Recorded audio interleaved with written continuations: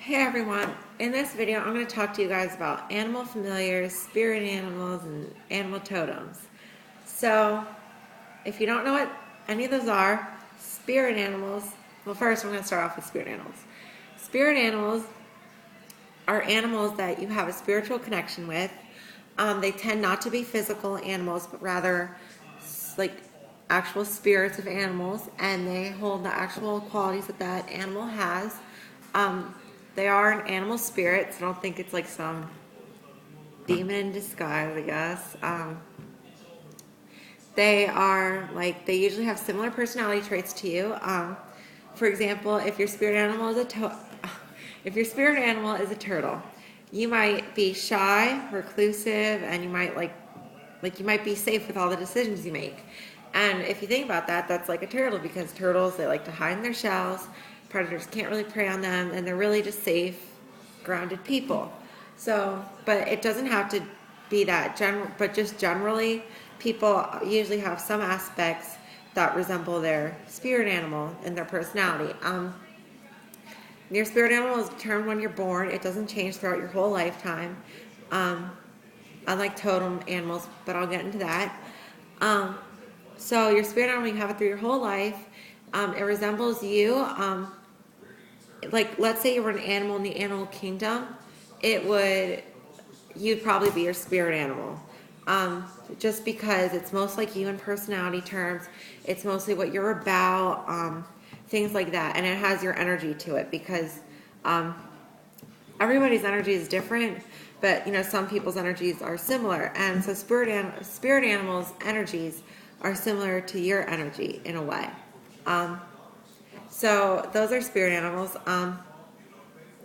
And okay, now totem animals are a little bit different. They're the same thing. They're not. Oh, one more thing about spirit animals. People tend to have a sort of fascination towards them. Like with turtles, they might have a bunch of turtles all over their house. They might have turtle pets.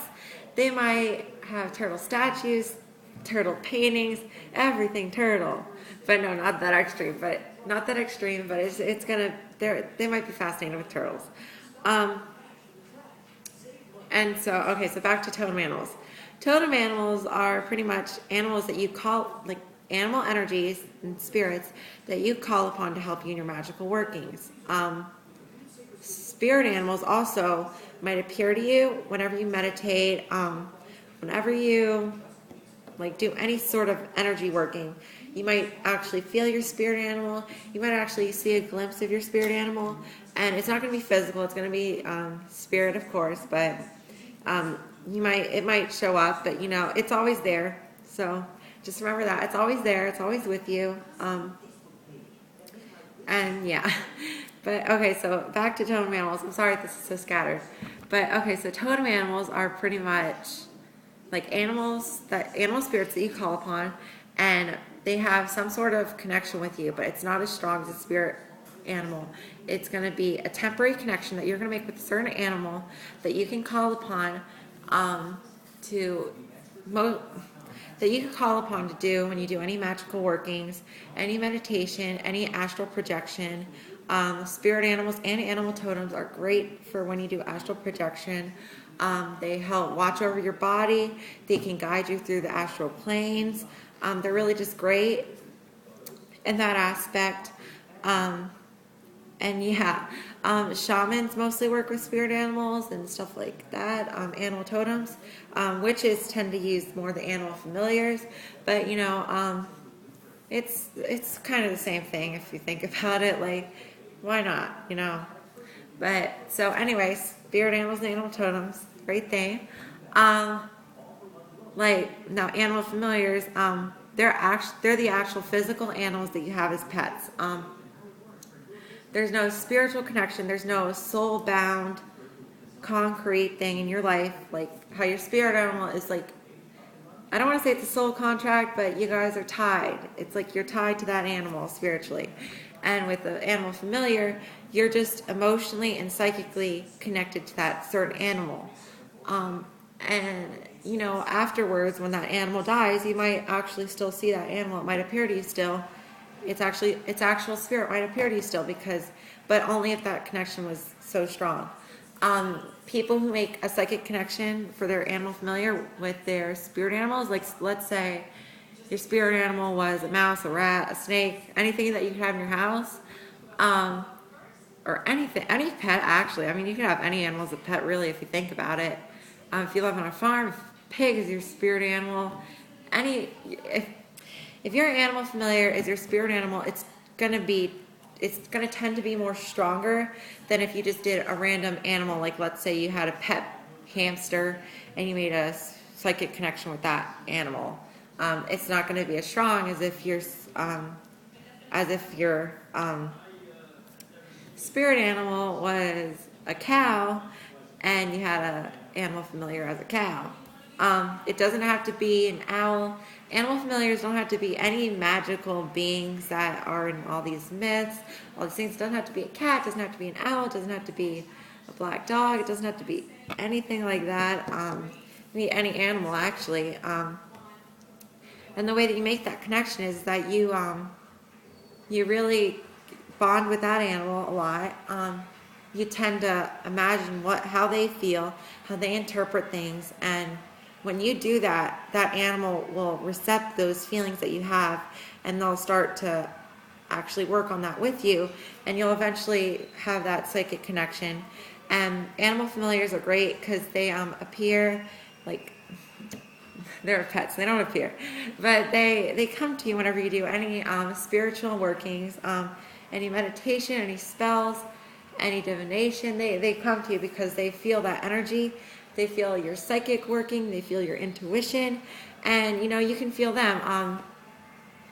It might even be to a point if and it's also great because if you're in danger, your familiar will recognize that danger, and it's great. And they're also great watchdogs, so to speak. If any evil or negativity is there, they'll be aware of it.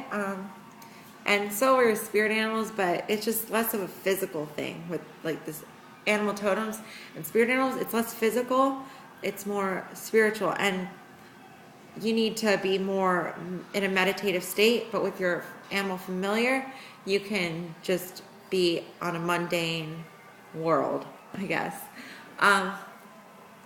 So the way you can so if you work with animal totems, you can pretty much call upon you know how you hear those things? I call upon the serpent's breath or something like that. I don't know. That's just what came to mind. But so when people say stuff like that, they're calling upon the energy of the serpent, the snake, and that's how animal totems work. If you want to figure out what your spirit animal is, and whenever you okay, so with spirit animals, whenever you do any magical workings, they're going to be around, okay? But if you really want to call upon them, you actually want them present and really a powerful force in what you do, like meditation-wise, spell-wise. If you really want their energy in there, then you can call upon them and say, I call upon my spirit animal, whatever, and just basic things like that. Or you can be creative with, let's say your thing was, let's say your thing was the horse. Let's say your spirit animal was the horse. You can say, I call upon the energy of the humble horse to give me guidance in my meditation. Just something like that. And that energy is going to be there. And you should be able to feel it. And once you feel it, then you should continue doing your things. And, it's not going to be something that you're just going to make up feeling, because it might be, but it usually isn't. It usually isn't. I'm sorry. But if you want to find out your spirit animal, all you can do is you can meditate, and you can just imagine yourself going along this path in any path in a city, and on the ocean, on the beach, wherever you're going, just follow that path and keep going, and have that intent in mind that you want to see your spirit animal. And an animal might pop out on that path, and it might appear to you. It might stand in front of you. It might present itself. It might even talk to you, actually. And that could be your spirit animal. You can ask it if it is. But usually you just know once you see it. You can also there are certain spells So you can look up certain spells. Spellsofmagic.com, that's a really good site. I'm not promoting it, but it's a really good site. And they have spirit animal spell on there that worked for me, and I found out my spirit animal. So you can go on there, or if you don't want to go on there, you can inbox me for it and I'll send it to you. But so those are, but okay. So with all these things, all these animal familiars, you always need to rejuvenate that bond that you have, because it's not, because like let's say you're going to make a psychic connection with your dog. You need to, it's not there automatically, and so you need to keep building that bridge, so to speak, because it can fall apart very easily. So you need to keep rejuvenating it like every so often. But usually it gets to a point where you don't even need to do it because it's just so strong at that point. But like with spirit animals and animal totems and stuff like that, like the actual astral stuff, you need to appreciate it, and you can't just like take it for granted and just use their stuff. Like let's say your spirit animal is a cat. Let's say for your spells or anything that you do, your meditation, and you want to call upon that cat's spirit's energy, you can put out a bowl of milk because you know they like to drink their milk. You can do anything like that. If your spirit animal is a guinea pig, you can put out alfalfa because I like to eat the alfalfa. Any offering you can make to your spirit animal just like you would for your gods and goddesses. And that just shows that you really have a heartful meaning and generous intention towards them, and you really do believe in them. And it's not just some hocus pocus thing.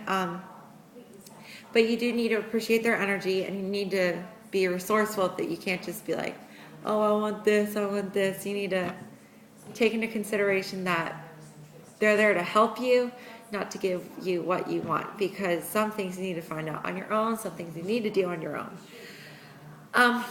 So those are spirit animals and animal totems and animal familiars.